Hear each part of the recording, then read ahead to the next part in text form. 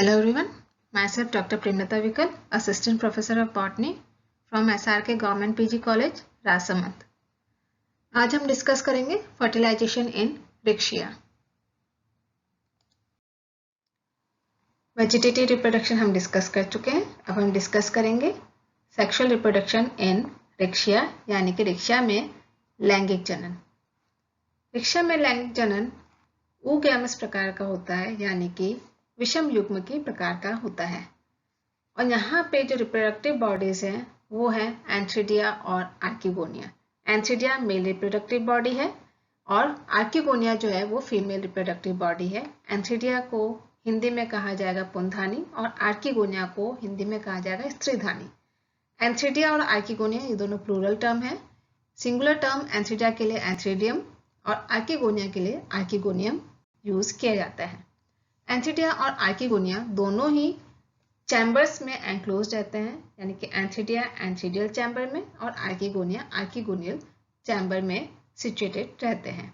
ये थैलस के dorsal surface पर प्रेजेंट होते हैं और एक्रोपिटल ऑर्डर में ये ग्रो करते हैं, यानी कि जो सबसे मैच्योर एंथ्रिडिया या आर्किगोनिया होगा या रिप्रोडक्टिव बॉडी होगी वो थैलस के पोस्टीरियर एंड पर प्रेजेंट होगी और जो सबसे यंग रिप्रोडक्टिव बॉडी होगी वो थैलस के अपाइकल एंड पर प्रेजेंट होगी। यहाँ पे हम स्ट्रक्चर देख रहे हैं एंथ्रिडियम और आर्किगोनियम का। एंथ्रिडिया का स्ट्रक्चर जो कि एंथ्रिडियल चैम्बर में एंक्लोज्ड है एंथ्रिडिया।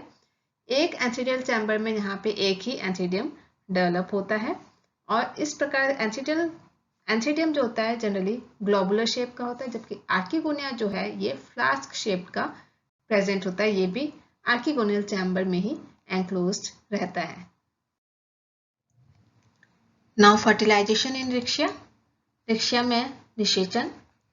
डेवलपमेंट ऑफ एंथ्रिडियम और आर्किगोनियम हम पढ़ चुके हैं। जब एंथ्रिडिया और आर्किगोनियम मैच्योर हो जाते हैं उसके बाद की स्टेज आती है फर्टिलाइजेशन, यानी कि निषेचन। फर्टिलाइजेशन के लिए यहाँ पे पानी की आवश्यकता होती है।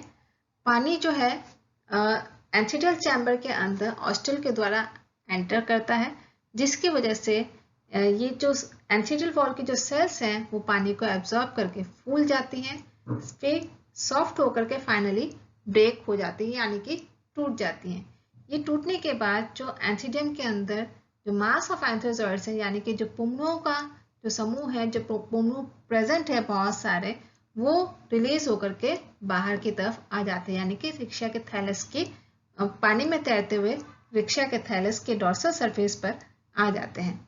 इसी प्रकार से जब आर्किगोनियम मैच्योर हो जाता है तब इसके अंदर की जो नेक कैनाल सेल्स और वेंटर कैनाल सेल जो है वो डिसइंटीग्रेट हो जाती है, टूट जाती हैं। टूट करके ये म्यूसिलेजिनस मास या एक चिपचिपा सा पदार्थ बना लेती हैं।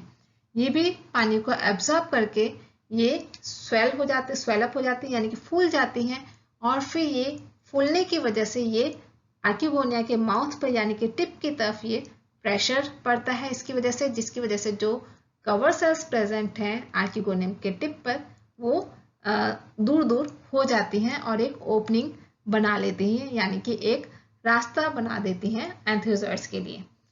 ये यहाँ पे जब ये म्यूसिलेजिनस मास बाहर की तरफ रिलीज होता है, ऊज आउट होता है, तो ये जो म्यूसिलेजिनस मास है इनमें कुछ केमिकल सब्सटेंसेस भी प्रेजेंट होते हैं, जैसे कि सॉल्युबल प्रोटीन्स, मैलिक एसिड और कुछ पोटेशियम के इनऑर्गेनिक सॉल्ट्स भी प्रेजेंट होते हैं।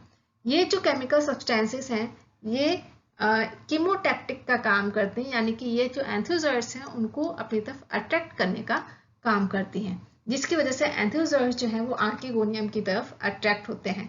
और फाइनली जब आर्किगोनियम अट्रैक्ट होते हैं तो उनमें से जो बहुत सारे एंथ्रोजोइड्स जो हैं वो आर्किगोनियम की टिप पर पहुंच जाते हैं, लेकिन उनमें से कोई एक ही एंथ्रोजोइड जो है वो पहुंचता है एग तक, यानी कि अंड तक पहुंचता है।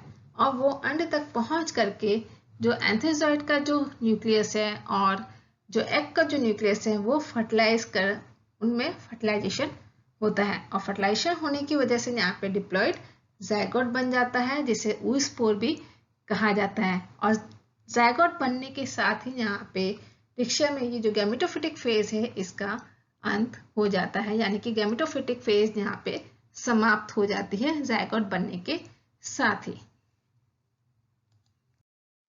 इस वीडियो में हमने डिस्कस किया फर्टिलाइजेशन इन रिक्शिया। जैसा कि हमने देखा है कि जो रिक्शिया का जो मेन थैलस है, जो प्लांट बॉडी है, वो गैमेटोफिटिक है और यहाँ पे फर्टिलाइजेशन के साथ ही जायगोट बनने के साथ ही जो गैमेटोफिटिक फेज है वो समाप्त हो जाती है और एक स्पोरोफिटिक फेज की शुरुआत होती है। तो नेक्स्ट वीडियो में हम डिस्कस करेंगे sporophyte and its development. Thank you.